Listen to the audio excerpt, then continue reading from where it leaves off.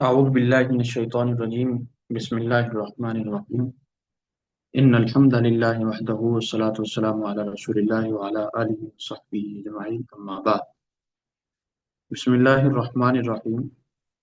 يا أيها الذين آمنوا، اے ایمان والو، لا يسخر قوم من قوم، تم میں سے بعض لوگ بعض کے ساتھ تمسخر نہ کریں، مذاق نہ کریں. عسى أن يكونوا خيرا منهم، ممکن ہے وہ ان سے بہتر ہوں. ولا نساء من نساء، اور نہیں بعض عورتیں بعض کے ساتھ تمسخر کریں. عسیٰ ان یکن خیرا منہم، ممکن ہے کہ وہ بعض عورتیں ان سے زیادہ بہتر ہوں. ولا تلمزوا انفسکم، اور تم آپس میں عیب عیب جوئی مت کرو، مطلب عیب مت لگاؤ. ولا تنابزوا بالالقاب، اور نہ ہی تم برے القاب ڈالو، یعنی برے القابات سے مت پکارو. بئس الاسم الفسوق بعد الایمان، کیا ہی برا ہے فسق نام دینا بعد الایمان، ایمان کے بعد. ومن لم یتب، اور جو توبہ نہ کرے، فاولئک هم الظالمون، تو یہی ظالم ہے. یا ایھا الذین آمنو، اے ایمان والو، اجتنبوا کثیرا من الظن، بہت سارے بدگمانیوں سے بچو. بلکہ بدگمانی کا ترجمہ بعد میں کریں گے. یا ایھا الذین آمنوا اجتنبوا کثیرا من الظن، بہت سارے گمان سے بچو. ان بعض الظن اثم، بے شک بعض گمان گناہ ہوتے ہیں. ولا تجسسوا، اور تم جاسوسی مت کرو. ولا یغتب بعضکم بعضا، اور تم میں سے بعض بعض کی غیبت بھی نہ کرے. ایحب احدکم، کیا تم میں سے کوئی پسند کرتا ہے، ان یأکل لحم اخیہ، کہ وہ میتا، کہ وہ اپنے مردہ بھائی کا گوشت کھائے. فکرہتموہ، تم اسے تو ناپسند سمجھتے ہو. واتقوا اللہ ان اللہ تواب الرحیم، اللہ تعالیٰ سے ڈرو، بے شک اللہ تعالیٰ ہی خوب رجوع کرنے والے، رحم کرنے والے. یا ایھا الناس، اے لوگو، انا خلقناکم من ذکر و انثی، بے شک ہم نے تمہیں ایک نر اور ایک مادہ سے پیدا کیا. وجعلناکم شعوبا و قبائل، اور ہم نے تمہیں ذاتوں اور قبیلوں میں بنا ڈالا. لتعارفوا، تاکہ تمہاری پہچان ہو سکے.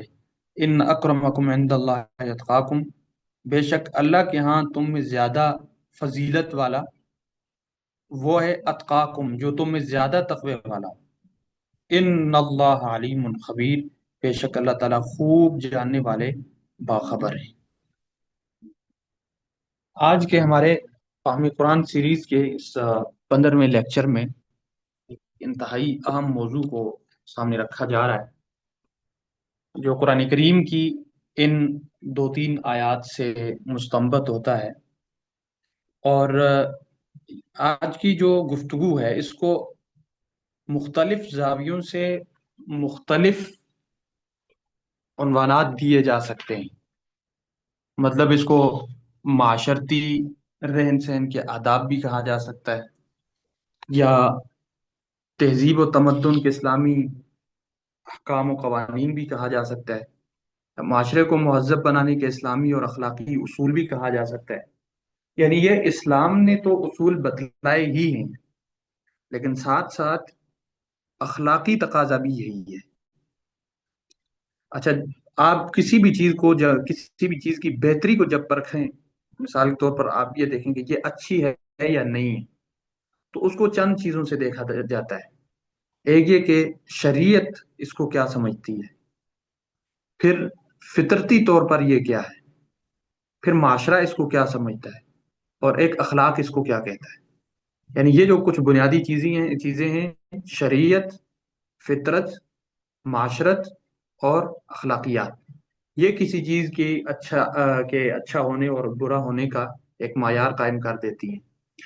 اور عجیب بات یہ ہے کہ جو شریعت اسلامیہ ہے، یعنی جو دین اسلام ہے، یہ عین فطرت کے بھی مطابق ہے، اخلاقیات کے بھی مطابق ہے، اور معاشرت کے بھی مطابق ہے. بلکہ یوں کہیے کہ فطرت کے عین مطابق ہے، اور اخلاقیات اور معاشرت کو یہی مہذب بناتا ہے۔ ویسے تو معاشرہ جو ہوتا ہے ہر ایک جگہ میں، جو سوسائٹی ہوتی ہے تو اس کے ہاں جو اپنا ایک معیار ہوتا ہے اچھائی یا برائی کا۔ اب مثال کے طور پر کوئی کمیونٹی مطلب چوری کو اگر اچھا سمجھتی ہے تو وہ اس معاشرے کے نزدیک اچھا ہے، لیکن خود ایک جو اچھا معاشرہ، خود معاشرے کو جو اچھا بنانا ہے تو وہ اسلام بناتا ہے۔ اور پھر اسی طرح سے جو اخلاقیات بھی، اس کے بھی مختلف لیولز ہیں۔ اب جیسے اب فلاسفہ کے ہاں آپ دیکھیں تو ان کے ہاں اخلاقیات کا معیار اور ہوتا ہے، لیکن ایک جو مطلقاً جس کو اخلاقیات کہا جا سکتا ہے، مطلقاً جو معاشرہ کہا جا سکتا ہے، تو وہ ہوگا جس کو جو فطرت کے عین مطابق ہو، یعنی جو فطرت کے قریب ہو۔ اور مذہب چونکہ اسلام فطرت کے عین مطابق ہے، وہ جو معاشرہ قائم کرتا ہے یا جو وہ اخلاقیات قائم کرتا ہے تو وہ معیاری ہوتے ہیں۔ یہ تو ایک تمہیدی طور پر آپ کے سامنے بات کر دی گئی تاکہ بات کی اہمیت ذرا اچھے سے واضح ہو جائے۔ ہمارے سامنے سب سے پہلے آیت نمبر 11 تھی میرے خیال سے، یا ایھا الذین آمنوا لا یسخر قوم من قوم عسى ان يكونوا خیرا منهم ولا نساء من نساء عسى ان يكن خیرا منهم۔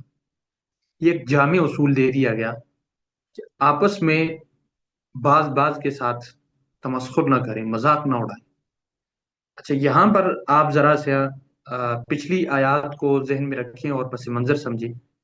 پچھلی آیات میں اللہ تعالیٰ نے جھگڑا، فساد، جنگوں وغیرہ کے، باہمی جو تنازعات وغیرہ ہیں، اس سب کچھ کے حل بتائے تھے۔ دو قومیں آپس میں لڑ پڑیں، دو ریاستیں آپس میں لڑ پڑیں، یا دو لوگ آپس میں لڑ پڑیں تو کیا کرنا چاہیے۔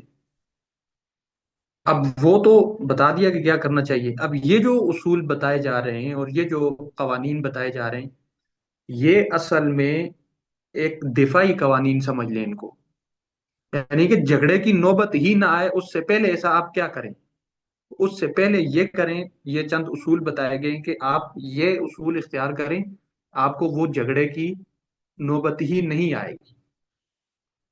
تو ان میں سے آپ، اب آپ کے سامنے جب یہ اصول آئیں گے تو آپ کو پتہ چل جائے گا کہ واقعی اگر انسان ان اصولوں پر عمل پیرا ہوتا ہے، پھر وہ جھگڑا، فساد، ناراضگی وغیرہ اس تک بات ہی نہیں پہنچتی۔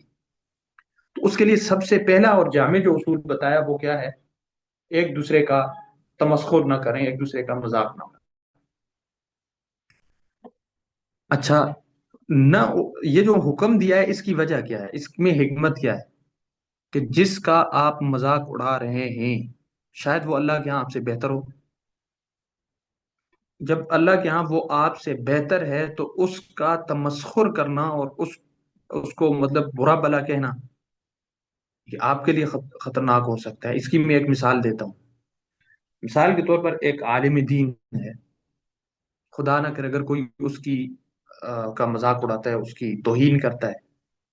اب وہ عالم دین ہے، اس کے پاس علم ہے، ممکن ہے وہ بہت ساری غلطیوں کے باوجود بھی اللہ کے ہاں اپنے علم کی بنیاد پر بہت بڑا مقام رکھتا ہو، بہت بڑا مقام رکھتا ہو۔ کئی علماء یہ بات کہتے ہیں کہ عالم دین شاعر اسلام کا حصہ ہے، جیسے مسجد شاعر اسلام کا حصہ ہے، داڑھی شاعر اسلام کا حصہ ہے، جیسے بیت اللہ یا مقدس مقامات شاعر اسلام کا حصہ ہیں۔ اسی طرح اسلام کا ایک داعی، مبلغ اور اسلام کا ایک عالم بھی شاعر اسلام کا ایک حصہ ہے۔ اگر کوئی انسان اس کی توہین کرے تو کئی علماء نے یہ بات لکھی ہے کہ وہ دائرہ ایمان سے خارج ہو جاتا ہے، اس کا ایمان ختم ہو جاتا ہے۔ اب یہ دیکھیں یہ کتنی بڑی خطرے کی بات ہے کہ اگر ایک عالم دین کا اس طرح سے مذاق کیا جائے یا اس طرح سے توہین کی جائے۔ اب وہ اللہ کے ہاں بہتر تھا تو کیا ہوا، نقصان کتنا بڑا ہوا کہ انسان ایمان کے دائرے سے باہر گیا۔ تو اسی طرح یہ ایک جامع اصول دے دیا گیا۔ اب عورت ہے ایک دوسری کا مثلا مذاق اڑا رہی ہے، اب وہ مذاق کی بھی مختلف صورتیں ہوتی ہیں، آگے کچھ باتیں آ بھی رہی ہیں، یعنی کسی بھی طرح سے اس کا مذاق اڑا رہی ہے۔ اور عموماً یہ بات یاد رکھیں، آپ کا اگر کوئی دوست ہے آپ کی یا کوئی سہیلی ہے، وہ مجلس میں آپ کا مذاق اڑاتی ہے، آپ کے ساتھ بہت زیادہ مذاق کرتی ہے مجلس میں، اور اپنے آپ کو جو شو کراتی ہے آپ کے سامنے کہتی ہے میں آپ کی سب سے بیسٹی ہوں، سب سے بہترین دوست ہوں، آپ یقین جانیں میرے نزدیک وہ سب سے بڑی آپ کی دشمن ہوئی ہے۔ اس لیے کہ انسان کی جو ایک عزت اور آبرو ہوتی ہے اس کا ایک لحاظ سے تحفظ کرنا، یہ تو اپنے قریبیوں کا کام ہے نا سب سے پہلے۔ وہی مجلس میں آپ کا مطلب مذاق اڑا کر لوگوں کو تھوڑا سا ہنسائے اور اپنی کیا کہتے ہیں گڈی اونچی کرے، اپنا پتنگ اڑائے، تو یہ پھر کیا کہتے ہیں اس کو، یہ وہ والی بات بن جاتی ہے کہ وہ آپ کی پھر مخلص نہیں ہے۔ تو یہ ایک بات یاد رکھی جائے۔ اچھا، اس کے بعد جو دوسرا اصول ہے، ایک دوسرے پر عیب نہ لگاؤ، ولا تلمزوا انفسکم، ایک دوسرے پر عیب نہ لگاؤ۔ اب یہ عیب کی مختلف صورتیں ہیں۔ مثال کے طور پر کسی نے کسی پر یہ تہمت لگا دی کہ اس نے چوری کی ہے۔ اب یہاں چند صورتیں ہیں، اس نے یا تو واقعی چوری کی ہے، یا اس نے چوری نہیں کی، یا اس کے بارے میں صرف آپ کا ایک گمان ہے، پتہ نہیں چوری کی ہے یا نہیں۔ تین ہی صورتیں بن سکتی ہیں نا، یا تو کی ہے واقعی، یا تو نہیں کی واقعی، یا تو درمیانی بات ہے کہ پتہ نہیں کی ہے یا نہیں کی۔ اب اگر کی ہے واقعی تو اب جس گناہ میں وہ ملوث ہے اس نے واقعی کیا ہے، تو یہ بھی دو صورتیں بنتی ہیں۔ ایک یہ کہ جو اس نے گناہ کیا ہے وہ اس کی ذات تک محدود ہے، اور ایک وہ ہے جو معاشرے تک محدود ہے، یعنی معاشرے تک پھیلا ہوا ہے۔ محدود ہے تو پھر آپ کا کوئی کام نہیں بنتا اس کو چھالنے کا، بلکہ آپ کے لیے جو حکم ہے وہ حضور علیہ السلام کی روایت ہے، وہ کیا ہے کہ جو کسی کی پردہ پوشی کرے گا تو اللہ تعالیٰ اس کی بھی قیامت کے دن پردہ پوشی کرے گا۔ یہ وہ والے گناہ جو اس کی ذات تک محدود ہے، اس کا اور اللہ کا معاملہ ہے، آپ کا کوئی کام نہیں ہے اس میں۔ ہاں، آپ اسے اپنی جگہ پہ آپ اسے سمجھا سکتے ہیں، کچھ اس کو بہتر تجاویز دے سکتے ہیں، لیکن اس کو سامنے نہیں لا سکتے۔ آپ کے لیے یہ جامع اصول ہے حضور علیہ السلام کا کہ پردہ پوشی کریں آپ اس کی۔ اور اگر جو اس نے گناہ کیا ہے وہ معاشرے سے جڑا ہوا ہے، مثال کے طور پر کسی کی چوری کی ہے، تو اب چوری کرنا یہ صرف اس کا گناہ نہیں ہے، دوسرے کا نقصان بھی ہے۔ اس صورت میں آپ اس کو بتا سکتے ہیں، لیکن اس کی بھی کوشش یہ ہو کہ جتنا اس انسان کا کم سے کم نقصان ہو، یعنی اس کا نقصان نہ ہو، یہ آپ سامنے رکھیں۔ تو ایسا جو گناہ ہوتا ہے جو جس کی وجہ سے معاشرے کے مسائل بن سکتے ہیں، تو آپ پھر اس کو سامنے لا سکتے ہیں، ٹھیک ہے۔ تیسری صورت یہ بنتی ہے کہ آپ نے جو اس کے بارے میں رائے قائم کی وہ اس میں ہے ہی نہیں ہے۔ اب جب ہے ہی نہیں ہے، یہ ہے عیب، یہ ہے تہمت۔ اب تہمت بڑے لیول کی ہوگی، جس طرح سے زنا وغیرہ کی تہمت ہوگی، تو اس کی سزا تو سورہ نور کے شروع میں آپ نے سن لی۔ اور اگر تہمت اس لیول کی نہیں ہے، بہت چھوٹے لیول کی ہے، لیکن تہمت تو ہے، اس کی ابروریزی تو کی جا رہی ہے، یہ ایک عیب ہے اس پر لگایا آپ نے، اور اس کی وجہ سے آپ گناہگار ہو۔ تو لہٰذا یہ آپ یہ ایک جامع اصول یہ بھی بتلا دیا کہ ایک دوسرے پر عیب نہ لگائیں۔ عموماً ایسا ہوتا ہے کہ جب انسان کسی کے بارے میں کوئی رائے قائم کرے، اس آدمی میں وہ بات ہو یا نہ ہو، جو قائم کرنے والا ہوتا ہے وہ اس کی نظروں سے گر جاتا ہے کہ یار میں تو اس کو ایسا نہیں سمجھتا۔ تو یہ انسان کو خود کو بھی بچانے کے لیے کچھ کاموں سے بچنا ضروری ہوتا ہے۔ اچھا، پھر فرمایا کہ دوسرے کو برے القابات سے مت پکارو۔ اس کی پہلے یہ میں نے نیچے لکھا بھی ہے کہ ناموں کی اقسام، ایک انسان جو ہوتا ہے اس کا نام جو ہوتا ہے اس کی مختلف قسمیں ہوتی ہے۔ ایک ہوتا ہے اصل نام، جو ماں باپ نے اس کی پیدائش کے وقت رکھا، فلاں کا یہ نام ہے عبداللہ ہے، فلاں کا جو ہے وہ یہ نام ہے، فلاں کا عمارہ ہے، فلاں کا یہ ہے، یہ کیا ہے؟ اصل نام۔ ایک ہوتا ہے کنیت۔ کنیت کا مطلب ہوتا ہے آپ یا بیٹے کی طرف نسبت کر کے، یا بیٹی کی طرف، یا دادا کی طرف، یا پھر خاندان میں کسی بھی بڑے انسان کی طرف جو ہے نا وہ اپنے آپ کی نسبت کر کے نام لکھنا، جیسے ابو حفص، اسی طرح سے ابن الحق، یا ابن جوزی رحمۃ اللہ علیہ، ابن جوزی، یا ابو عبداللہ، ابو حامد الغزالی وغیرہ. یہ جو ابو یا ابن یا وغیرہ کے جو الفاظ ہوتے ہیں نا، یہ ہوتے ہیں کنیت. جیسے حضرت عمر رضی اللہ تعالیٰ عنہ کی ابو حفص، یہ ان کی کنیت تھی، اپنی بیٹی کے نام پہ انہوں نے رکھی ہوئی تھی، حضرت حفصہ رضی اللہ عنہ کے نام پر ابو حفص کہلاتے تھے. یا پھر یہ کنیت ایسا بھی ہوتا ہے کبھی کبھار کہ کسی انسان کے نام پر نہیں ہوتی، بلکہ کسی اور چیز کے نام پر بھی ہو سکتی ہے. مثال کے طور پر جیسا کہ ابو حنیفہ. اب یہ ابو حنیفہ، جو حنیفہ ہے مطلب ملت حنیفیہ، راہ اعتدال. تو راہ اعتدال والا یا ملت حنیفیہ والا. اور یہ آپ میں سے جس نے درس نظامی پڑھی ہے اس کو یہ اصول معلوم ہوگا کہ اسماء ستہ مکبرہ. کون سے؟ اسماء ستہ مکبرہ: ابو، ہنو، فو، ذو مالن، اخو وغیرہ، یہ جو الفاظ ہیں نحو میں آتے ہیں، جب یہ ذوی العقول کے علاوہ غیر ذوی العقول کی طرف نسبت کی جائے ان کی، تو پھر ان کا معنی اپنا اصل نہیں رہتا، بلکہ ان کا معنی بن جاتے والا.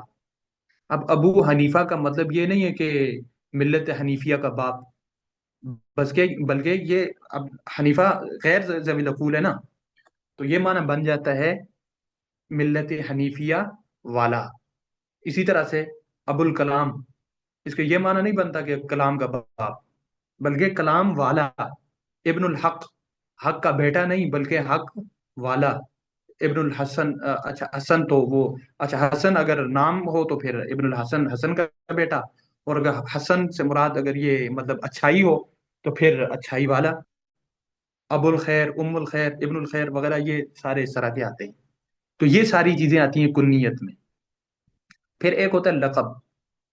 انسان کے کسی اچھے کارنامے پر جو اس کو نام ملتا ہے اس کو کیا کہتے ہیں؟ لقب. مثال کے طور پر آ، جیسا کہ صدیق، ابو بکر صدیق. اب یہ جو صدیق ہے یہ ان کی سچائی کو ماننے کی وجہ سے ان کا لقب پڑ گیا صدیق. اور اسی طرح سے آپ کسی اور کو دیکھ لیں، مثلا مرزا اسد اللہ خان غالب. اچھا یہ خیر یہ تو لقب نہیں ہے. القابات جو پڑ جاتے ہیں مختلف قسم کے، مطلب کئی نام ہوتے ہیں ایسے القابات کے کسی اچھے کارنامے پر. حضرت علی رضی اللہ تعالیٰ عنہ اسد اللہ، اب یہ ان کا لقب ہے اسد اللہ. حضرت خالد بن ولید کا سیف اللہ، اللہ کی تلوار، یہ ان کی بہادری کی وجہ سے ان کا لقب ہے. اچھا ایک ہوتا ہے تخلص. تخلص یہ شاعری میں استعمال ہوتا ہے اور کبھی کبھار شاعری کے بغیر بھی استعمال ہوتا ہے، کہ جہاں پر انسان مطلب اپنے آپ کو مخاطب کر کے، اپنے آپ کو سامنے رکھ کر، یعنی کہ کوئی بات کہنا چاہتا ہے اور دوسروں کو سمجھانا چاہتا ہے. جیسے اقبال. اقبال تو ان کا نام بھی ہے لیکن تخلص بھی ہے. غالب، میر، عاصی، عاطر، فلاں فلاں فلاں فلاں، یہ سارے کیا ہوتے ہیں؟ تخلص. اسی طرح سے راقم الحروف. اب راقم الحروف یہ بھی ایک قسم کا تخلص کے طور پر ہی استعمال ہوتا ہے. ویسے تو یہ مطلب اپنی طرف نسبت ہے، لیکن اس کو تخلص کے معنی میں بھی لیا جا سکتا ہے، یعنی تحریر یا شاعری وغیرہ میں جو اپنا نام استعمال کیا جاتا ہے. پھر ایک ہوتا ہے نسبتی، یعنی کسی چیز کی طرف نسبت کرنا. مثال کے طور پر ہزاروی، مولانا غلام غوث ہزاروی. اور مولانا فلاں ہری پوری، ہری پور کا. مولانا فلاں کراچوی، کراچی کا. مولانا فلاں حنیف ملتانی، عطا اللہ شاہ بخاری. اور اسی طرح سے فلاں فلاں، مطلب جو القابات ایک لقب کے طور پر استعمال ہو رہا ہوتا ہے، لیکن وہ ہوتی کیا ہے؟ نسبت ہوتی ہے کسی علاقے کی طرف. بغدادی، مکی، مدنی، کوفی، بصری، فلاں فلاں فلاں فلاں، یہ سارے کیا ہوتے ہیں؟ یہ نسبتی ہوتے ہیں. اچھا یہ نسبتی علاقوں کی طرف بھی ہو سکتے ہیں، کسی شخصیت کی طرف بھی ہو سکتے ہیں. جیسے ابو عبداللہ محمد بن اسماعیل اسماعیل بن ابراہیم البخاری الجوفی الکندی. اب یہ جو جوفی ہے، یہ جوف ان کے ایمان لانے کا جو سبب بنا تھا، جو قبیلہ ان کے مطلب باپ داداؤں، خود تو ابتدائی صحیح مومن مسلمان تھے، مطلب جاتے جاتے جاتے اوپر چلے جائیں تو جو ان کے آ، نسب میں جو سب سے پہلے جو آدمی یا جو قبیلہ ایمان لانے کا سبب بنا تھا، تو یہ اسی کی طرف اپنی نسبت کرتے تھے. پھر اسی طرح سے قریشی، اب یہ بھی مطلب اپنے پرانی ایک یعنی کہ صدیوں پہلے گزرے دادا کی طرف نسبت کر کر قریشی ہو جاتا ہے. تو یہ ہوتا ہے نسبتی. پھر ایک ہوتا ہے تعظیمی، یعنی اس کو کسی اس کی بڑی شان و شوکت کی وجہ سے لوگوں نے اس کو ایک لقب دے دیا ہو تعظیمی طور پر، اس کی عظمت بتلانے کے لیے، جیسے شیخ الاسلام مفتی محمد تقی عثمانی، اب یہ شیخ الاسلام. یا پھر شاہ ولی اللہ. اب یہ جو ولی اللہ صاحب کے ساتھ یہ جو شاہ لفظ ہے، یہ تعظیمی ہے، یہ سید نہیں ہے، یہ فاروقی ہے. لیکن یہ جو شاہ لفظ ہے، یہ تعظیم کے طور پر انہیں دیا ہوا ہے. اس دور میں جیسے کسی دور میں خان لفظ تعظیم کے طور پر استعمال ہوتا تھا، جیسے عثمان خان غازی. اب یہ عثمان خان وہ پٹھان نہیں تھا، وہ ترک تھا، لیکن خان جو ہے یہ اس کو ایک تعظیم کے طور پر ملا ہوا ہے. اس دور میں یہ خان لفظ جو ہے، خان اور خاقان، یہ دونوں لفظ تعظیم کے لیے استعمال ہوتے تھے. شاہ ولی اللہ، یہ لفظ شاہ جو ہے یہ تعظیم کے طور پر استعمال ہوا ہے وغیرہ. یہ تعظیمی ہوتے ہیں. پھر ایک ہوتا ہے برا لقب. ہوتا لقب ہے لیکن برا، کسی آدمی بیچارے کی کسی منفی ایکٹیویٹی کی وجہ سے یا منفی کسی کام کی وجہ سے اس کو کیا کر دیتے ہیں، اس کو برا لقب دے دیتے ہیں. کیا ہوتا ہے، مثال کے طور پر فلاں کوئی وہ چرسی اور فلاں فلاں فلاں اس طرح کے جو القابات دے دیتے ہیں، وہ تو ماشاءاللہ کیا میں اس کی وضاحت کر سکتا ہوں، فلاں فلاں. بہرحال یہ جو ہیں، اب ان میں سے جو اللہ تعالیٰ نے فرمایا برے القابات سے مت پکارو، تو ان میں سے کون سا نام ہے جو برے القابات میں آتا ہے؟ دیکھیں، اصل نام ہے وہ پورا نام ہے، لینا بالکل درست ہے. کنیت ہے، اس نے خود استعمال کی ہے، بالکل درست ہے، وہ بھی اس سے بھی پکار سکتے ہیں. لقب رکھا ہے، کسی نے رکھا ہے، خود اس نے رکھا ہے، اچھا لقب رکھا ہے، اس سے بھی پکار سکتے ہیں. تخلص سے بھی پکار سکتے ہیں، نسبت سے بھی پکار سکتے ہیں، ہزاروی صاحب، فلاں صاحب. تعظیم سے بھی پکار سکتے ہیں. لیکن جو ممانعات ہے وہ برے القابات کی ہے، جس کی وجہ سے دوسرے کسی انسان کی توہین ہو رہی ہو، تو پھر یہ کیا ہے؟ برا ہے. اچھا، یہاں پر بھی ایک اور بات آ جاتی ہے. بعض چھچورے ایسے بھی ہوتے ہیں کہ جو اپنا خود ہی کوئی ایسا جس کو کہتے ہیں نک نام، نک نام کے طور پر ایک عجیب سا وہ استعمال کر لیتے ہیں اپنے لیے. اور اس کو اگر وہ خود اچھا سمجھتا ہے، باقی ساتھ والے اچھے سمجھتے ہیں، آپ اگر اس سے نہ پکاریں تو زیادہ بہتر ہے. لیکن اگر وہ کہتے ہیں کہ نہیں ٹھیک ہے، مجھے اسی سے پکاریں، تو ٹھیک ہے، پھر پکاریں، پھر یہ برا نہیں ہے. مثال کے طور پر کسی نے کسی کا نام رکھا ہو ببلو، کسی کو کہا ہوا بلا، کسی کا نام ہے ٹینس بلا، اور کسی کا کیا، اس طرح عجیب عجیب نام ہوتے ہیں. اور یہ جو نام ہوتے ہیں اب ہیں تو برے، لیکن وہ خود کے لیے اچھا سمجھ رہا ہے تو ٹھیک ہے، اچھا سمجھیں تو پھر ہم بھی کہیں گے ببلو صاحب. تو یہ لیکن اگر وہ برا سمجھتا ہے اور اس کے، ہاں ایک اور بات، اگر کسی نے اپنے لیے کوئی لقب اختیار کیا ہے لیکن وہ معنی اور مفہوم کے اعتبار سے اگر برا بنتا ہے، تو پھر بھی آپ کے لیے وہ استعمال کرنا درست نہیں ہے. سمجھ آ گئی؟ ایک آدمی وہ خود کو کہتا ہے فرعون، تو اب آپ اس کو تو فرعون کا مسکن نہ کہیں نا، وہ اگر کہتا ہے تو یہ اس طرح کے ناموں سے پکارنا منع ہے. اب گھروں میں بگاڑے جانے والے نام اور پھر ان کی عادت کس طرح سے ختم کی جائے. گھروں میں جو نام پکارے جاتے ہیں، جیسے اللہ معاف فرمائے، ایک دن میری بھتیجی آئی، مجھے پتہ نہیں اسکول کی کوئی سٹوری سنا رہی ہے، تو کہتی ہے کہ پھکی نے ایسا کیا. میں نے کہا کس نے؟ کہتی ہے پھکی نے. میں نے کہا پھکی مطلب؟ کہتی ہے ایک لڑکی کا نام ہے، آپ نے رکھا ہوا ہے پھکی. میں نے کہا کہ بیوقوف، آپ نے اس کا نام پھکی رکھا؟ کہتا ہم نے تو نہیں رکھا، اس کے گھر والوں نے رکھا ہے پھکی.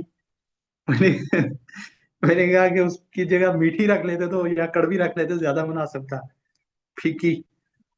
اب یہ ہوتا ہے گھر میں جو لڑکیاں ہوتی ہیں، ان بیچاریوں کا پتہ نہیں کیا سے کیا نام رکھ دیتے ہیں.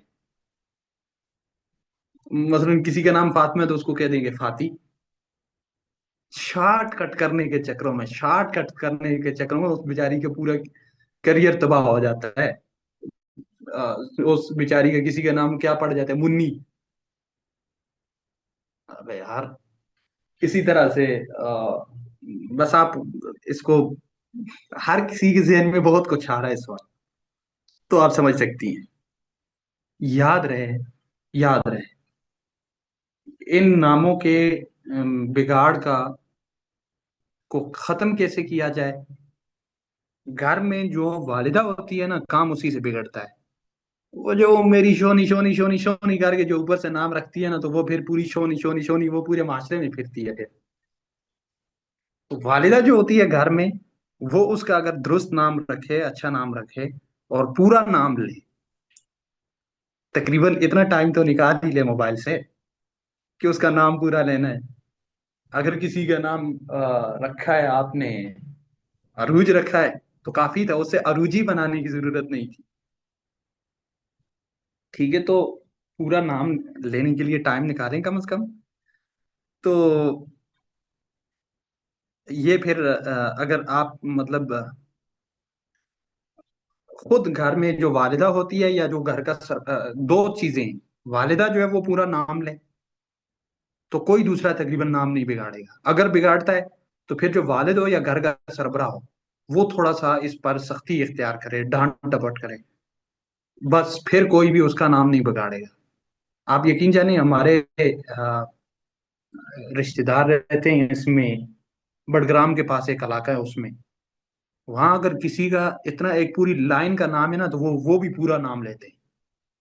وہ کچھ کسی کسی کا نام ایسا ہوتا ہے درمیان میں کہوا پینا پڑ جاتا ہے، یار کہوا پی کے تھوڑا سا ریسٹ کر کے اس کے بعد نام پورا کریں گے.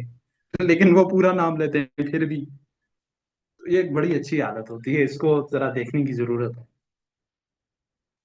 اچھا، یہ پنجابی القابات، بس پنجابی القابات کی تو بات ہی نہ کیجیے.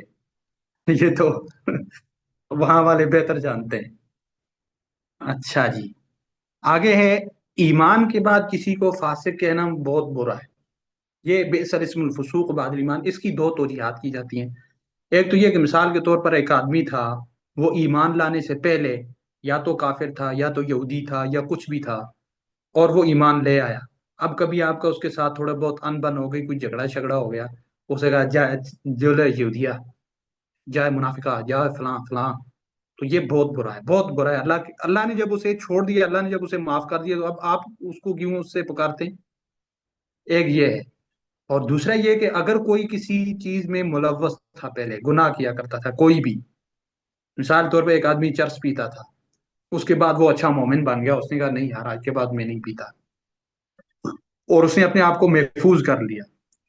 اب آپ کی تھوڑی سی انبن ہو جلا چرسیا، اب یہ بہت برا ہے اللہ کے ہاں، یہ ایک بہت بری بری بات ہے.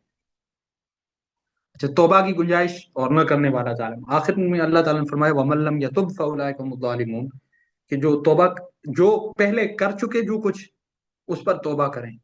لیکن اگر اب معلوم ہونے کے بعد بھی، آپ سے بھی کہہ رہا ہوں، معلوم ہونے کے بعد بھی اگر کوئی توبہ نہیں کرتا اور وہی نام بگاڑتا ہے، اسی طرح سے تمسخر کرتا ہے، اسی طرح سے کسی کو فاسق و فاجر کہتا ہے، اسی طرح سے برے برے القابات رکھتا ہے، تو اب وہ آدمی پھر ظالم کہلائے گا. اور قرآن کی اصطلاح میں ظالم اس کو کہا گیا ہے جا بجا کہ جو گناہ کر کے خود پر ظلم کرتا ہے، اس کو ظالم کہا گیا ہے. آگے چلیے، آیت نمبر 12. بدگمانی سے بچو، کچھ گمان گناہ ہوتے ہیں. یا ایھا الذین آمنوا اجتنبوا کثیرا من الظن ان بعض الظن اثم. اچھا، یہ گمان کیا ہوتا ہے؟ گمان کے مقابلے میں ہوتا ہے جو چیز ہوتی ہے اس کو کہتے ہیں یقین. ایک چیز یہ ہے کہ آپ کے پاس کوئی تجربہ، مشاہدہ، دلیل، ثبوت، گواہ وغیرہ کی بنیاد پر کوئی ایسی معلومات ہیں، تو وہ یقین ہے. اور جیسے حق الیقین، عین الیقین، علم الیقین، آپ کے پاس فلاں چیز کا پکا علم ہے کہ یہ بات ایسے ہی ہے، یا آپ نے اپنی آنکھوں سے دیکھا ہے، تجربہ کیا ہے، دلیل ہے، ثبوت ہے، یہ یقین ہے. ایک یہ کہ آپ صرف رائے قائم کرتے ہیں، آپ کو خود پتہ نہیں ہے اس کے بارے میں، گمان آپ کا یہ کہتا ہے، خیال آپ کا یہ ہے. اب یہ اللہ تعالیٰ نے فرمایا کہ گمان سے بچو. کیونکہ ہر گمان ٹھیک نہیں ہوتا، کوئی گمان گناہ بھی ہوتا ہے۔ مثال کے طور پر ایک آدمی ہے، وہ روزانہ ایک گھر میں جاتا ہے اور وہاں سے نکل کے واپس جاتا ہے۔ اب گمان یہ ہے کہ شاید یہ اس گھر میں پتہ نہیں کیوں آتا ہے، شاید لگتا ہے کہ کسی کے ساتھ اس کے کچھ تعلقات وغیرہ ہیں، یہ اس لیے آتا ہے اور پھر واپس جاتا ہے۔ یا ایک آدمی ہے، وہ آتا ہے روزانہ، آ کر وہ ایک گھر کے سامنے کچھ دیر ٹھہرتا ہے، پھر واپس چلا جاتا ہے۔ او اچھا، ایک کل بھی تھے کھلوتا سیدھی، آج پھر آ گیا ہے۔ اچھا، اب یہ گمان ہے۔ اللہ نے فرمایا کچھ گمان گناہ بھی ہوتے ہیں۔ اب آپ کے ذہن میں بات یہ آئی کہ شاید یہ اس کے کسی کے ساتھ نا کوئی تعلق وغیرہ ہے، یا یہ او اچھا ہے، یہ روزانہ یہاں کے پتہ نہیں کس کو دیکھ کے جاتا ہے، یہ گمان ہے۔ لیکن وہ بیچارہ کس لیے آتا ہے؟ کہ وہ جو روزانہ وہاں پر آتا ہے، وہ بلیوں کو کھانا ڈالتا ہے اور وہاں سے واپس چلا جاتا ہے۔ یا وہ روزانہ اس گھر میں جاتا ہے، تو وہ صبح وہ گھر والے بیچارے جو ہیں وہ تھوڑے غریب قسم کے ہیں، وہ روزانہ صبح اپنی جاب پر جانے سے پہلے 100 روپے صدقہ کرتا ہے، اور وہ صدقہ کرنے کے لیے سب سے پہلے آ کے اس گھر میں پہنچا کے جاتا ہے۔ اب آپ نے اس کے بارے میں کیا سوچا تھا اور وہ انسان کیا ہے؟ لہذا جو اپنے آپ تخیل میں، خیال میں، دل میں کسی کے لیے کوئی رائے قائم کرتے ہیں، اور وہ آپ کے قائم کردہ تصور کے مخالف ہے، مطلب وہ اس میں وہ چیز ہے ہی نہیں ہے جو آپ نے سوچا، اب یہ گمان گناہ ہے۔ اس لیے اللہ تعالیٰ نے فرمایا کہ بدگمانی سے بچو، بہت ساری بدگمانیاں جو ہیں وہ کیا ہوتی ہیں؟ گناہ ہوتی ہیں۔ پھر بدگمانی جو ہوتی ہے نا، یہ ایک بات یاد رکھیں، کچھ چیزیں اصل میں کبھی کبھار دل چاہتا ہے کہ ان پہ بہت زیادہ تبصرہ کیا جائے، بہت ہی زیادہ تبصرہ کیا جائے، لیکن کبھی وقت اجازت نہیں دیتا، کبھی کبھی کبھی کبھی کبھی کبھی کبھی کیا کہیں گے، بس انسان بول ہی نہیں پاتا۔ بہت ساری چیزیں ایسی ہوتی ہیں کہ انسان کے مضطرب رہنے اور انسان کے پریشان رہنے اور ڈپریشن کا شکار ہونے کی وجہ انسان خود ہوتا ہے، اور ان میں سے ایک چیز یہ گمان بھی ہے۔ ایک کے بارے میں یہ سوچا، وہاں سے بھی نکلا نہیں ہے، دوسرے کے بارے میں یہ سوچا، وہاں سے بھی وہ اپنا ذہن نکالا نہیں ہے، تیسرے کے پیچھے لگ گیا۔ اب گمان کر رہا ہے، اس کے بارے میں یہ سوچ رہا ہے، اس کے بارے میں وہ سوچ رہا ہے، اس کے بارے میں یہ سوچ رہا ہے، یہ کرتے کرتے وہ سوچوں میں ہی پڑ جاتا ہے۔ کبھی اپنی پر بھی توجہ دے لے یار۔ اور یہ جو انسان کی ذات میں جو منفیات پیدا ہوتی ہیں نا، بہت ساری چیزیں جس کی وجہ سے انسان بعد میں پریشانیوں کا شکار ہوتا ہے، ان میں سے کچھ چیزیں یہ بھی ہیں اس طرح کی، یہ گمان کرنا کسی کے بارے میں اس طرح سے اس طرح سے۔ اگر ایسا نہ ہو، انسان فری ٹینشن والا ہو، مطلب کوئی کچھ کہتا تو کہے۔ میں آپ کو یہاں پر ایک حضرت ابو ہریرہ رضی اللہ تعالیٰ عنہ کا اصول بتاتا ہوں، غالباً انہی کا ہے یا ابو سعید خدری کا ہے، میرے خیال سے ابو ہریرہ کا ہے۔ اور میں اپنی زندگی میں کہتا ہوں کہ الحمدللہ، اگر میں اپنے آپ کو اگر کسی ٹینشن میں نہیں ڈالتا تو اس کی وجہ یہ ہے کہ میں اس اصول کو فالو کرتا ہوں۔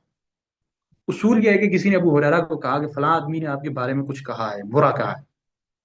انہوں نے کہا کیا ہو گیا؟ تو اچھا، یہاں اگر آپ لوگ ہوتی تو میں انہوں دساں گی، میں انہوں دساں گی نا، مجھے کیوں برا کہا ہے؟ میں نے اس کا کیا بگاڑ دیا تھا؟ میں نے تو اس کے بارے میں کبھی ایسا کچھ بھی نہیں کہا۔ جب بھی دیکھو تو میری پیچھے پڑے رہتے ہیں، فلاں فلاں فلاں فلاں فلاں فلاں، سن سن سن کے پورا لیکچر ملتا ہے یہاں پہ، لیکچر۔ اچھا، ابو ہریرہ رضی اللہ تعالیٰ عنہ نے فرمایا کہ اس نے میرے بارے میں یہ کہا ہے تو کوئی بات نہیں ہے، دو صورتیں ہیں۔ اس نے جو میرے بارے میں رائے قائم کی ہے، شاید میں واقعی اسی طرح کا ہوں، یعنی اس نے جو مجھے برا کہا ہے تو شاید میں واقعی اس طرح کا برا ہوں۔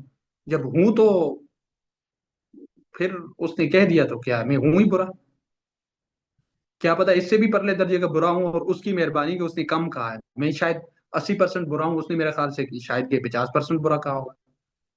اگر میں برا ہوں اور اس نے میرے بارے میں یہ رائے قائم کی ہے کہ میں برا ہوں، تو ٹھیک کیا اس نے۔ اور اگر میں برا نہیں ہوں اس نے میرے بارے میں رائے قائم کی ہے، تو اس سے مجھے کیا فرق پڑتا ہے؟ وہ جانے، اس کا خدا جانے، اللہ اللہ تو دیکھ رہے ہیں۔ اللہ تعالیٰ اس کو پوچھے گا کہ آپ نے اس کو یہ کیوں کہا، حالانکہ اس میں وہ چیز تھی ہی نہیں۔ تو اگر میرے میں کوئی چیز نہیں ہے، کوئی مجھے کچھ کہتا ہو تو کہے، بے شک ہے، مجھے کیا ہے اس سے؟ تو یہ چیز اگر آپ ذہن میں بٹھا لیں نا، آپ یقین کیجئے کہ آپ بالکل فری ٹینشن ہو جائیں گے، آپ کو کوئی ٹینشن نہیں۔ سمجھ آ گئی؟ اچھا،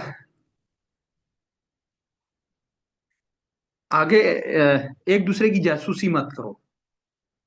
یہ جاسوسی کون سی ہوتی ہے؟ ایک ہوتی ہے ملکوں کی جاسوسی، وہ جاسوسی وہ باقاعدہ سیاست کا حصہ ہے، اس سے ممانعت نہیں ہے۔ مثلا ہمارا کوئی آدمی انڈیا میں جاتا ہے، یا کوئی آدمی ایران میں جاتا ہے، یا کوئی اس میں جاتا ہے، اسرائیل میں جاتا ہے، اور وہ وہاں کے حالات سے ہمیں آگاہ کرتا ہے، اور تاکہ ہم ممکنہ طور پر اپنے آپ کو تیار رکھیں، یہ جو جاسوسی ہوتی ہے وہ تو جائز ہے، بلکہ وہ سیاست کا حصہ ہے۔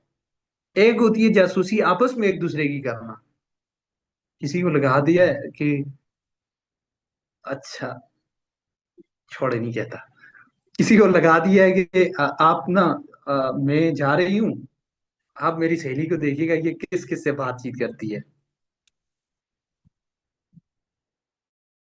اچھا، میری آواز یہ کسی نے لکھا ہے کہ نہیں آ رہی کیا؟ آپ لوگوں کو، باقیوں کو بھی نہیں آ رہی؟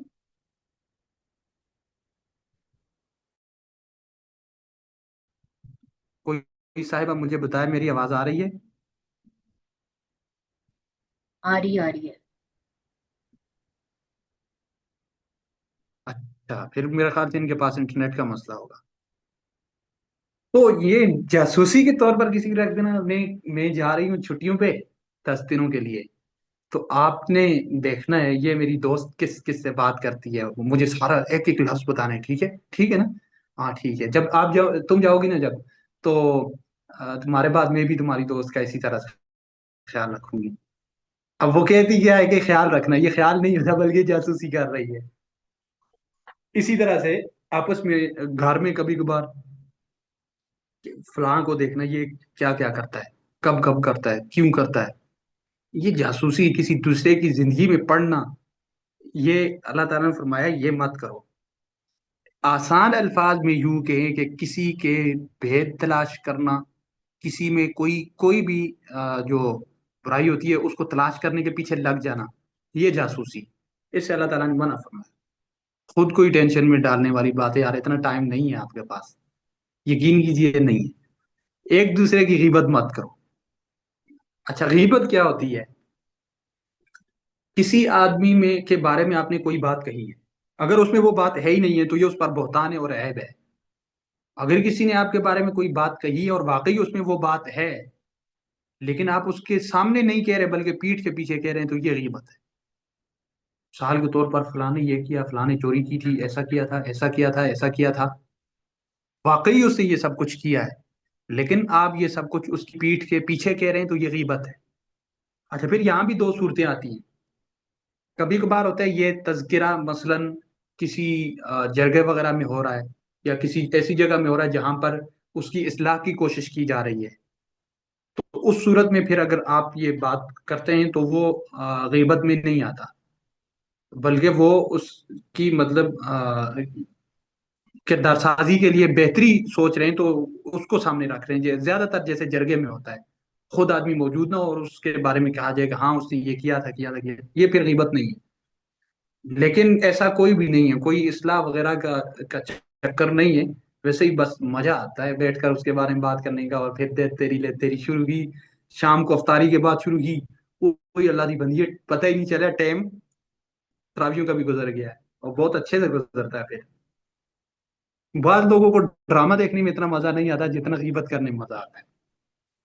تو اللہ تعالیٰ نے فرمایا أَيُحِبُّ أَن يَأْكُلَ لَحْمَ أَخِيهِ مَيْتًا، کیا کوئی آدمی اپنے مردہ بھائی کا گوشت کھانا پسند کرتا ہے؟ نہیں کرتا، تو فرمایا کہ غیبت کرنا مردہ بھائی کا گوشت کھانے سے بھی زیادہ برا ہے۔ اور یہ بات یاد رکھی جائے کہ جس کی غیبت کی جائے اس تک بات پہنچ جائے، تو پھر جب تک وہ نہ معاف کرے تو خدا بھی معاف نہیں کرتے، بلکہ کوئی بھی گناہ، یہ ایک اصول یاد رکھیں، کوئی بھی گناہ جو انسان انسان کے حوالے سے کرتا ہے، جس کا تعلق کسی انسان سے ہو، وہ اس تک پہنچنے سے پہلے پہلے توبہ کر لی تو اللہ تعالیٰ معاف کر دیتے ہیں، کیونکہ اس تک پہنچا ہی نہیں ہے، بات ختم ہو رہی ہے پہلے ہی۔ لیکن اگر اس تک پہنچ گئی بات، پھر جب تک وہ انسان معاف نہ کرے، آپ بے شک بیت اللہ کا غلاف پکڑ کے رو رو کے بھی معافی مانگتے رہیں، خدا معاف نہیں کرتا، کیونکہ وہ خدا کا حق نہیں ہے، وہ ہے ہی اس انسان کا حق ہے۔ پھر جب تک وہ معاف نہ کرے تو پھر کوئی بھی، اور مزے کی بات یہ کہ آج کل کسی کو کوئی اس طرح کی چیز مل جائے، اس نے کہا میں نے تو معاف کرنا ہی نہیں، سمجھ آ گئی؟ تو یہ چیزیں بہت ساری دیکھنے کی ہیں۔ اچھا، آیت نمبر 13 میں اللہ تعالیٰ نے فرمایا انسانی تخلیق کی بنیاد ایک مرد اور ایک عورت ہے۔ یہ قرآن مجید کا اسلوب دیکھیں آپ، کئی جگہ ایسی ہیں کہ جہاں پر اللہ تعالیٰ نے انسان کو، انسانی معاشرے کو آپس میں جوڑنے کے لیے کچھ اگر اصول وغیرہ دیے نا، تو وہاں پر بنیادی طور پر یا ضمنی طور پر ساتھ یہ قانون بھی بتایا ہے، یہ ایک تصور بھی دیا ہے کہ انسانی تخلیق کی بنیاد ایک مرد اور ایک عورت ہے۔ اس کی واضح مثال میں آپ کو بتاتا ہوں، ابھی یہ دیکھ لیں کہ اصول، معاشرتی اصول وغیرہ بتائے جا رہے ہیں، ساتھ وہ ہر انسان کی مطلب تخلیق پر بھی غور کی ایک دعوت دے دی گئی کہ تم لوگ جو ہیں ایک دوسرے سے کوئی زیادہ جدا نہیں ہو، سب کی بنیاد ایک ہی ہے۔ تو اس لیے مطلب کوئی بھی ایسے معاملات کر کے آپس میں پھوٹ نہ ڈالیں، بلکہ متحد ہی ہے۔ سورۃ النساء میں زیادہ تر انسانی حقوق پر بات ہوئی ہے، حقوق العباد پر، اور ابتدا ہی ان الفاظ سے ہوئی ہے، یا ایھا الناس اتقوا ربکم الذی خلقکم من نفس واحدہ، کہ تمہیں ایک نفس سے پیدا کیا گیا ہے۔ اس کے بعد پھر فوراً گھریلو مطلب معاملات میں کچھ وہ بتائے ہیں، حقوق بتائے ہیں، پھر آگے جا کر معاشرتی حقوق، اور پھر بڑی تفصیلی بات ہو جاتی ہے۔ لیکن بنیادی طور پر یہی تصور دیا ہے کہ آپ ایک ہی مرد اور ایک ہی عورت کی اولاد ہو، تو لہٰذا اس میں یعنی آپس میں پھوٹ وغیرہ ڈالنے کی ضرورت نہیں ہے، متحد رہو۔ پھر فوراً انسان کے ذہن میں بات آ جاتی ہے کہ ہمارے قبیلے، قومیں وغیرہ وغیرہ وغیرہ، تو اللہ نے فرمایا کہ ذاتوں اور قبائل میں تقسیم کرنے کی وجہ یہ ہے لتعارفوا، تاکہ تمہارا تعارف ہو۔ دیکھیں مثال کے طور پر ایک آدمی ہے، اس کا نام خالد ہے، اس کے باپ کا نام عبداللہ ہے، دادا کا نام عبد الرحمن ہے، پردادا کا نام جو ہے وہ عبد الولی ہے۔ عبد الرحمن و خالد بن عبداللہ بن عبد الرحمن بن عبد الولی، یہی نام کسی اور کا بھی ہوتا اتفاقی طور پر، خالد بن عبداللہ بن عبد الرحمن بن عبد الولی، اور یہ ہمارے یہاں اتنا نہیں ہوتا، عربوں میں بہت ہوتا ہے اس طرح سے، بالکل ایک طرح کے نام دو دو چار چار پشتوں تک جا رہے ہوتے ہیں، عربوں میں بہت زیادہ یہ چیز ہوتی ہے۔ اچھا، اب ہمیں کیا پتا کہ کوئی بات سامنے آ گئی، یہ کون سا خالد ہے ان میں سے؟ ہمارے سامنے دو تین خالد اس طرح کے ہیں جن کا باپ کا نام عبداللہ ہے، دادا کا نام عبد الرحمن ہے، پردادا کا نام عبد الولی ہے۔ اس کے لیے ایک پہچان کے لیے اللہ تعالیٰ نے یہ سسٹم رکھا کہ قبائل، ذاتیں وغیرہ الگ الگ کر دی، یہ قبیلہ فلاں کا ہے، ہاں اچھا اچھا وہ قریشی ہے عبداللہ، اچھا ہاں قریشی خان، ٹھیک ٹھیک سمجھ گیا۔ یا ذاتیں، جو چھوٹی چھوٹی جو ذاتیں ہوتی ہیں، جیسے مغل، مہر، فلاں فلاں فلاں فلاں، شیخ، یہ چھوٹی چھوٹی ذاتیں۔ اچھا یہ بھی یاد رکھیں، یہ جن کو ہم کہتے ہیں نا کہ تمہاری کاسٹ کیا ہے اور کاسٹ ہماری یہ ہے، یہ کاسٹ وہ قوم نہیں ہوتی، یہ ذات ہوتی ہے۔ جو بڑی قوم ہوتی ہے نا، قوم کی زبان، تقریباً قوم وہ کہلاتی ہے جس کی زبان بھی اپنی ہوتی ہے، طور طریقے بھی اپنے ہوتے ہیں، روایات بھی اپنی ہوتی ہیں، تہذیبی سٹائل بھی ان کا اپنا ہوتا ہے، وہ قوم کہلاتی ہے۔ اور پھر ایک وہ قوم کہلاتی ہے، اور ایک پھر جس طرح سے مطلب آج کل ایک جو جغرافیائی تقسیم کی وجہ سے بھی قوم کہلاتی ہے، جیسے پاکستانی قوم پاکستانی جغرافیہ میں رہنے والی، انڈین قوم انڈین جغرافیہ میں رہنے والی، عرب قوم یعنی عرب خطوں میں رہنے والی، یہ بھی ہوتی ہے۔ لیکن ایک قوم جیسے مثال کے طور پر عرب قوم ہے، پٹھان قوم ہے، گوجر قوم ہے، اسی طرح سے سندھی قوم ہے، بلوچی قوم ہے، پنجابی، یہ پوری ایک قوم بنتی ہے کہ ان کا رہن سہن سٹائل وغیرہ بنیادی ایک ہی طرح کے ہوتے ہیں۔ باقی آگے جا کر جو ذاتیں ہوتی ہیں کہ پنجاب میں ہی پنجابی ہی ہیں، لیکن اس میں کیا ہے کوئی مہر ہے، کوئی ارائی ہے، کوئی راجپوت ہے، کوئی فلاں ہے، کوئی فلاں ہے، کوئی فلاں ہے. تو یہ پھر آگے یہ ذاتیں ہوتی ہیں. تو فرمایا کہ اس ان میں جو یہ تقسیم ہے، یہ اس لیے نہیں ہے کہ تم دوسرے کو کہو کہ جاوے مغلا، جاوے فلاں، جاوے فلاں، اور اپنے آپ کو آپ تیس مار خان سمجھیں، اپنے آپ کو کہیں کہ میں اسی تے آرائی ہونے ہاں، اسی تے جٹ ہونے ہاں. تو فرمایا اللہ تعالیٰ نے کہ یہ کوئی معیار نہیں ہے. تم سب ایک عورت اور ایک مرد کی اولاد ہو، اور سب انسانیت کے ناطے برابر ہو. ذاتوں اور قبائل میں جو تقسیم کیا ہے تو یہ فضیلتوں اور فخروں کے لیے نہیں ہے، بلکہ یہ فقط پہچان کے لیے ہے. اور پھر آخر میں اللہ نے فرمایا اللہ کے یہاں ان اکرمکم عند اللہ اتقاکم، اللہ کے ہاں جو فضیلت کا معیار ہے وہ تقوی ہے. جو تم میں زیادہ تقوی دار ہوگا وہ اللہ کے ہاں زیادہ مقرب ہے، زیادہ فضیلت والا ہے. جو نہیں ہے زیادہ تقوی دار زیادہ نہیں ہے، تو وہ چاہے عرب ہی کیوں نہ ہو، وہ قریشی ہی کیوں نہ ہو، وہ سید ہی کیوں نہ ہو، تقوی دار نہیں ہے تو وہ اللہ کے ہاں زیادہ محبوب نہیں ہے.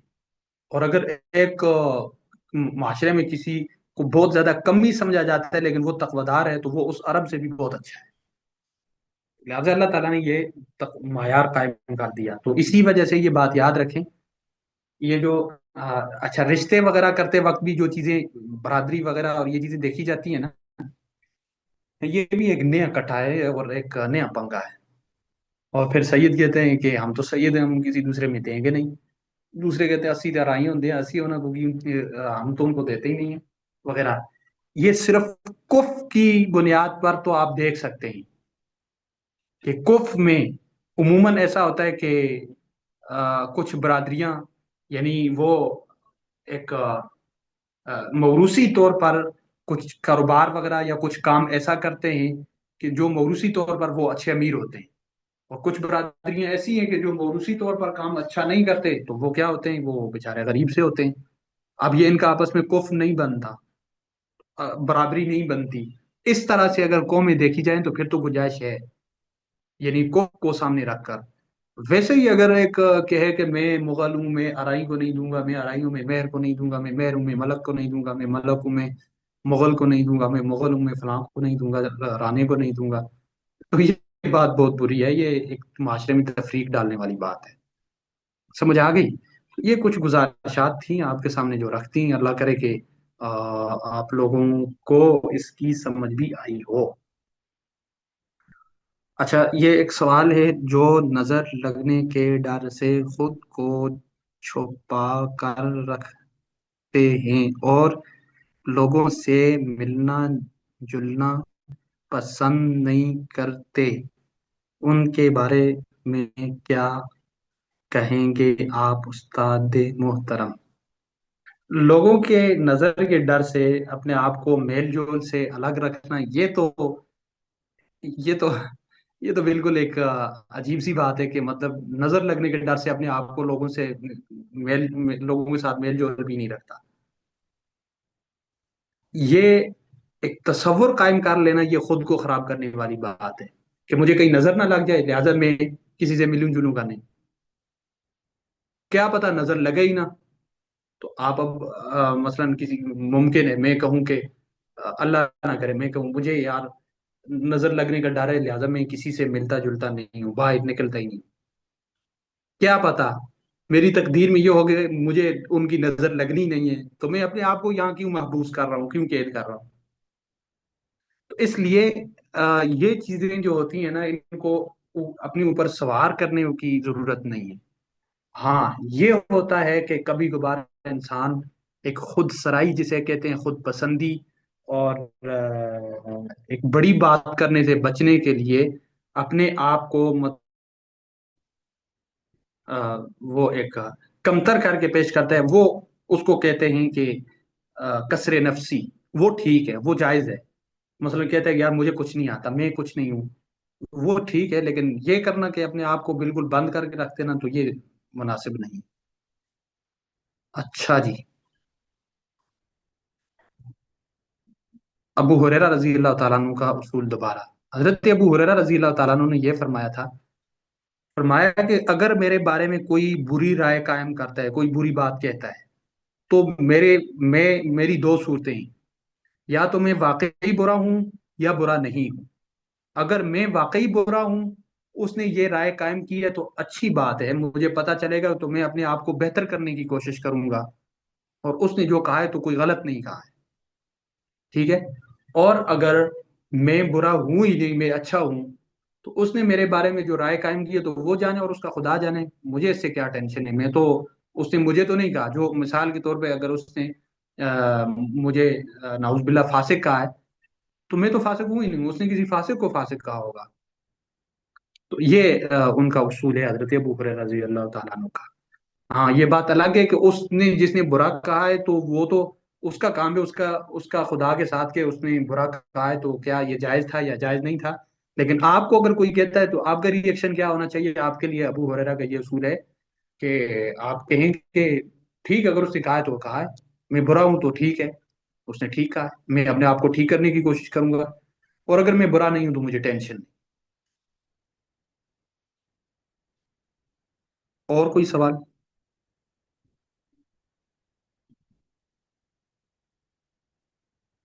ہاں، ہاں،